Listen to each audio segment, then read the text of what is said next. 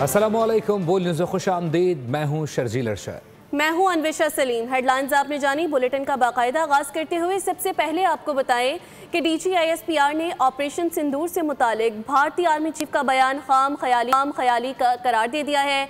Lieutenant general Ahmed Sharif Chaudhry ने कहा कि जिस ट्रेलर में 7 जहाज गिर जाएं, 26 मकामात पर हमला हो जाए, वो एक हॉरर फिल्म साबित होती है। उनका कहना था कि भारतीय क़यादत सिर्फ अपने अवाम को धोखा देने के लिए ऐसे बयान दे रहे हैं। माइंड का we can't help anything. Indians, उनके चीफ ने चंद दिन पहले कहा था कि जी हमने ऑपरेशन सिंदूर में आपको एक ट्रेलर दिखाया था, जिस ट्रेलर में 7 जहाज गिर जाए, 26 जगहों पे हमला हो जाए, S-400 बैटरी चली जाए। तो अभी मेरा ख्याल है उसको हॉरर फिल्म पूरी देखने का उसका शौक है। फिर उसकी एक वजह यह है कि दे हैव टू समहाउ अपनी इंटरनल पॉपुलेशन को उस डिफीट को किसी तरह विक्ट्री में किसी तरह बेचना है। तो they have to come out with such sort of rhetoric. Any country which provides any sort of equipment to the Afghan Taliban कि वो उनकी फौज को देना है, वो आप समझे कि वो it is available to the terrorist. Afghan Taliban दहशतगर्दों के सहूलतकार हैं। काबुल इंतजामिया दहशतगर्दों से हर मुमकिन ताउन करती है। DGISPR ने दो टोक बता दिया। लेफ्टिनेंट जनरल अहमद शरीफ चौधरी ने कहा कि अफगानिस्तान में दहशतगर्दी के मराकज़ और अलकायदा, दाइश और दीगर दहशतगर्द तंजीमों की क़यादत मौजूद है। अफगानिस्तान से उन्हें असलहा और फंडिंग भी मिलती है जो पाकिस्तान के ख़िलाफ़ इस्तेमाल होती है। खैबर पख्तूनख्वा में बॉर्डर के दोनों अतराफ मुनक़सिम गाँव हैं।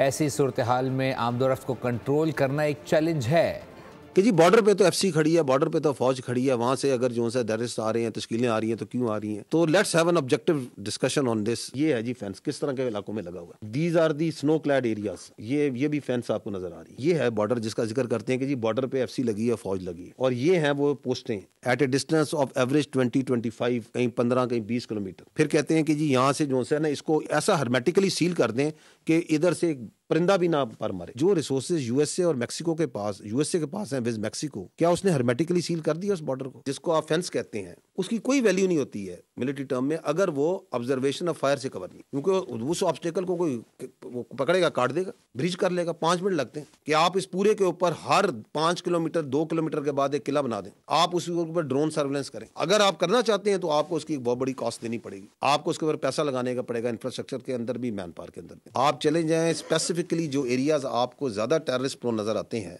You will not find any administration over there, hardly 5%, 10%, बाकी नहीं है वहां पे। बॉर्डर है, अगर वहां से आती है कोई तश्कील आती है या वहां से कोई आपकी इलीगल ट्रेड हो रहा है, स्मगलिंग हो रही है, उसके बाद पीछे जो पूरा हिंटरलैंड है वो क्या फौज की जिम्मेदारी है? Where is the administration over there? 4.5 lakh 4 lakh अगर आपकी नॉन कस्टम पेड गाड़ी सूबे में फिर रही है तो इसको क्यों नहीं रोकते? इसको किसने रोकना है? अंदर फिर रही है ना। Why they are not stopping it? Why they are not checking it? Whose responsibility is this? Because that non-custom paid vehicle is part of this political terror crime nexus, is being used in the vehicle-borne IDs and by these terrorists. Lieutenant general Ahmed Sharif Chaudhry ने social media पर जारी चरंगेजी में बैरूनी हाथ की निशानदही कर दी। DGISPR कहते हैं यूरोप और अमेरिका में बैठे लोग हर लम्हे बयान बदल देते हैं। यहाँ की सियासत और दीगर मामलात में जहर डालने की कोशिश की जाती है। पाकिस्तान में है, इसके पीछे बैरूनी आते हैं, this is foreign based social media, और बाहर बैठ के पाकिस्तान में आग लगाते हैं। ये चल रहा है यूरोप में, ये वो पॉलिटिकल अकाउंट्स हैं जो पाकिस्तान के अंदर जो है ना सियासत कर रहे हैं, सारे को बयानियां बना रहे हैं रियासत के खिलाफ, आपकी फौज के खिलाफ, आपके इदारों के खिलाफ। किधर चल रहे हैं? बाहर से। और यहाँ की सियासत पे लम्हा बलम्हा 15-15 मिनट बाद जो है अपना बयानियां डाली जा रहे हैं। बैठे किधर हुए हैं? कोई यूरोप में बैठा हुआ है, कोई अमेरिका बैठा है, कोई जर्मनी बैठा हुआ है, बाहर बैठा हुआ है। चाहते हैं अफगानिस्तान सरजमीन पाकिस्तान के खिलाफ इस्तेमाल ना हो। पाकिस्तान ने एक बार फिर अपना मौक़िफ़ सबके सामने रख दिया है। नायब वज़ीर-ए-आज़म इसहाक़ डार ने प्रेस कॉन्फ्रेंस में SCO इजलास में शिरकत के हवाले से ब्रीफिंग दी। कहा कि या तो अफगान हुकूमत TTP को पाक अफगान बॉर्डर से दूर ले जाए या इन दहशतगर्दों को हमारे हवाले कर दे। बार बार कहा कि अफगान क़यादत कलदम TTP के खिलाफ कार्रवाई करे, लेकिन इंसदाद दहशतगर्दी से मुताल्लिक वादे पूरे नहीं किए गए, जबकि पाकिस्तान ने अफगानिस्तान के साथ जो वादे किए उनको पूरा भी किया। That stability in Afghanistan is imperative for the peace and stability in the whole region. We also discussed Afghanistan, India, counter-terrorism, Indus Water Treaty, Jammu and Kashmir, and other issues of mutual interest. इसमें मैं I'm sure you would have seen Pakistan-EU joint statement adopted after the dialogue. The joint statement gives a roundup of our discussion, specifically mentioning Jammu and Kashmir. Sindh की तकसीम पर कोई राजी नहीं होगा, वज़ीर आला सिंध मुराद अली शाह ने वाज़ेह कर दिया। मीडिया से गुफ्तगू में कहा कि 28वीं तरमीम आने से पहले इस पर तबसरा नहीं करूंगा। पाकिस्तान के मुफाद के अलावा किसी चीज़ पर बात नहीं करेंगे। चीनी की कीमत के मसले पर तशवीश है, हम इक़दामात कर रहे हैं, कीमतें कंट्रोल हो जाएंगी। नहीं सामने उसके बारे में क्या कहा जा सकता है? अगर कोई चीज़ सामने आएगी तो फिर उस पर देखा जाएगा, लेकिन पाकिस्तान के मफाद में, सूबा सिंध के मफाद में, सूबों के मफाद के अलावा अगर कोई बात होगी तो पीपल्स पार्टी कभी उस पर जो है सपोर्ट नहीं करेगी। आपने चीनी की बात की, बिल्कुल इस पर बहुत ज़्यादा तशवीश है और मेरी आज सुबह भी चीफ सेक्रेटरी से इस सिलसिले में बात हुई है। मैं इधर आया हुआ था 7 में, लेकिन मेरी कराची में उनसे बात हुई है और उसके लिए इक़दाम कर रहे हैं, दोनों चीज़ों के लिए कि चीनी की प्राइस कंट्रोल हो और काश्तकारों को अपनी जो हक है, जो रेट उन्हें मिलना चाहिए वो मिले।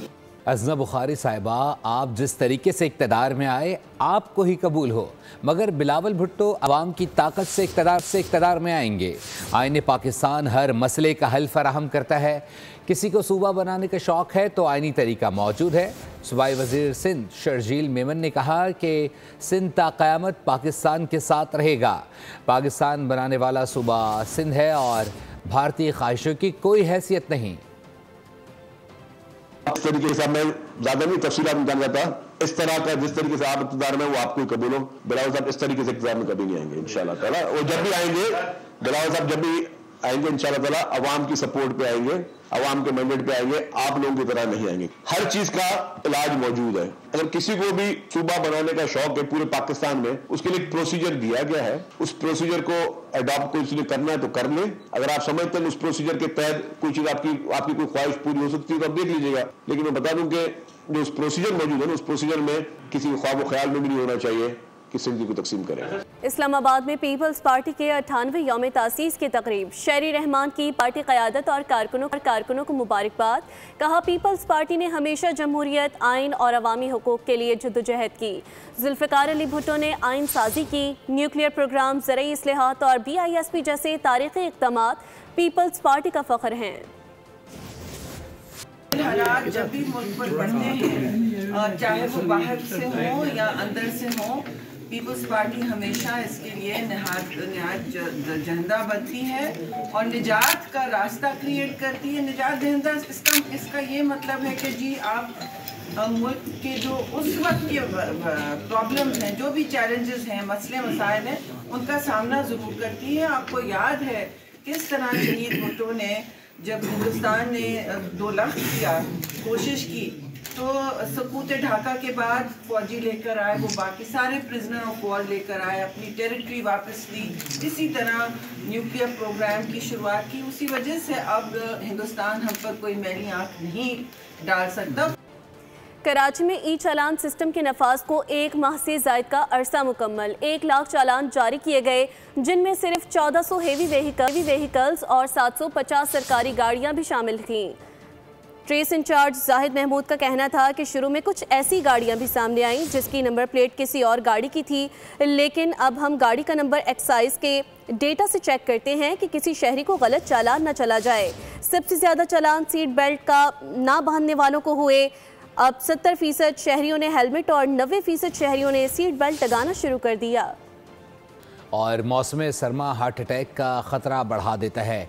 NICVD के एग्जीक्यूटिव डायरेक्टर ने ख़बरदार कर दिया है। डॉक्टर ताहिर कहते हैं सर्दी के सबब शरियानें सिकुड़ जाती हैं, खून का बहाव दिल के बजाय जल्द की जानिब हो जाता है, लिहाजा वर्जिश को मामूल बनाएं और खुराक में एहतियात बरतें।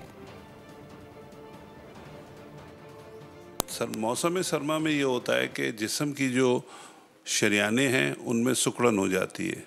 जब वो सिकुड़ती हैं तो उसकी वजह से ब्लड प्रेशर भी बढ़ता है और दूसरे ये कि खून का बहाव जो जिस्म में ठंड लगने की वजह बनती है, तो खून का बहाव आपका स्किन की तरफ ज़्यादा हो जाता है, तो कंपैरेटिवली हार्ट की तरफ कम होता है, तो उससे फिर हार्ट अटैक होने का ख़तरा होता है या एंजाइना होने का ख़तरा होता है।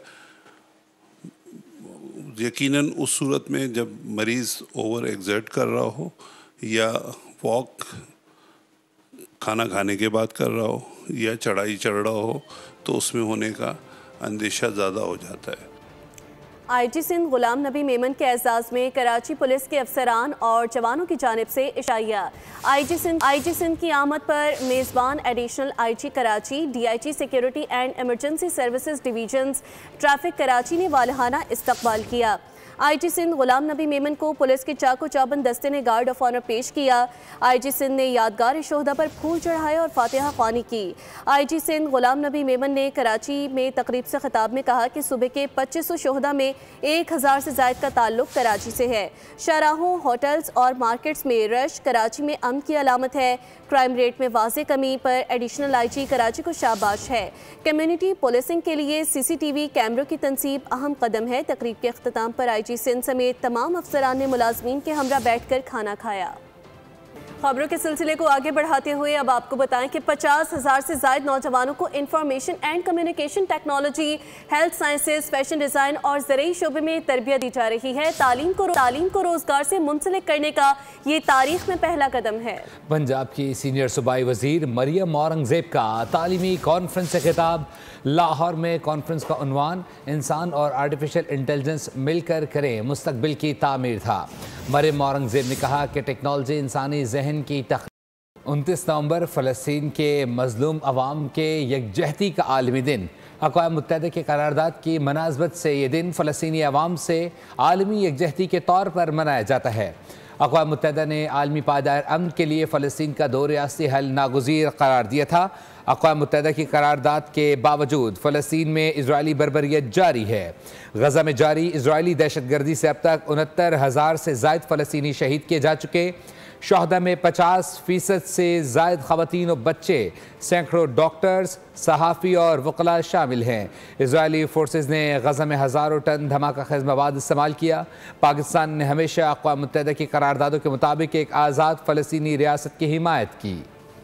फ़लस्तीन और लेबनान के साथ इसराइल ने शाम में भी जारहियत शुरू कर दी। सेहूनी फ़ौज ने दरअंदाजी करते हुए 13 अफराद को शहीद कर दिया। इस हमले में 25 अफराद ज़ख्मी भी हुए।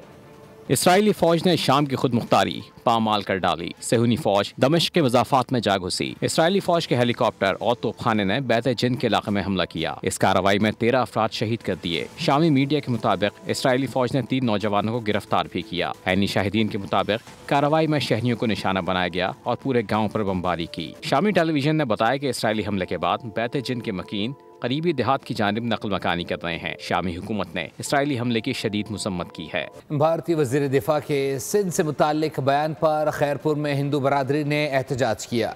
हिंदू बरादरी की जानिब से पाकिस्तान जिंदाबाद रैली निकाली गई। कौमी परचम थामे मुजाहिरीन ने वतन से प्यार का भरपूर इजहार किया।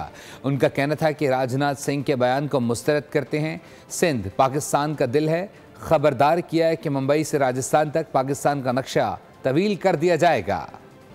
मारूफ टेनिस स्टार एहसामुल हक ने इंटरनेशनल टेनिस से रिटायरमेंट का ऐलान कर दिया। इस मौके पर उन्होंने कहा कि आलमी मुकाबलों में मुल्क की नुमाइंदगी एजाज़ था। एहसामुल हक ने कहा कि फैंस और सपोर्ट स्टाफ का शुक्रगुजार हूँ। उन्होंने हर मुश्किल वक्त में साथ निभाया।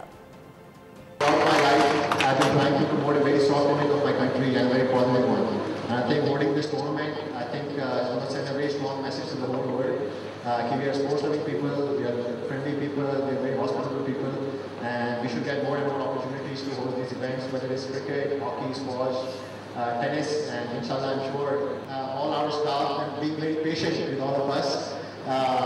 It's been remarkable.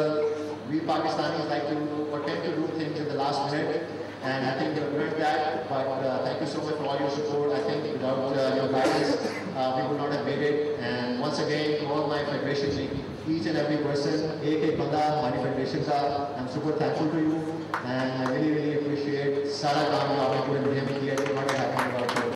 Boxer Aamir Khan ने पाकिस्तान में बॉक्सिंग इवेंट का इनेकाद खुशाइंद करार दे दिया। न्यूज़ कॉन्फ्रेंस में पाकिस्तानी निजात बरतानवी बॉक्सर ने कहा कि पाकिस्तान को ऐसे शानदार स्पोर्ट्स इवेंट के इनेकाद पर फ़ख्र होना चाहिए। Pakistan should be very proud of what they did today. I think something that Pakistan not done for after a very long time, so I think it's been amazing that they've managed to get the audience in, the security, everything has been fantastic. And I think what Pakistan has done now, they have to be very, very proud of themselves.